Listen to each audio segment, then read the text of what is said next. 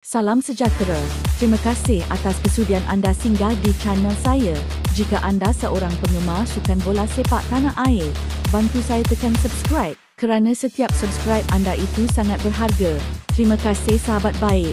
Penjaga gol muda Johor Darul Ta'zim Jaditi, Christian Abbad dikabarkan menjadi pemain berdarah warisan terkini yang menyertai revolusi skuad Harimau Melaya selepas muncul pada sesi latihan rasmi di Pusat Latihan JET, Padang Seri Gelar malam tadi. Abbad yang berasal dari Sepanyol berusia 19 tahun menyertai skuad Harimau Selatan pada musim lalu dan memiliki pengalaman mewakili beberapa kelab akademi kelab di Sepanyol seperti Valencia, CD Alcoyano dan Elche. Meskipun tiada pengesahan rasmi mengenai statusnya daripada JET atau Persatuan Bola Sepak Malaysia FAM, Abbad turun menjalani latihan bersama tiga lagi penjaga gol tempatan, Ahmad Shehan Hazmi, Kalamullah Al-Hafiz dan Haziq Nazli. Selain itu, kehadiran dua legenda bola sepak tanah air, Aidil Zafwan Al-Razak dan Hairudin Omar turut mencetuskan spekulasi dalam kalangan peminat setia Harimau Melaya. Difahamkan, Aidil Zafwan diberi peranan untuk membantu dan diserapkan dalam barisan kejurulatihan yang diketuai Peter Klamovski,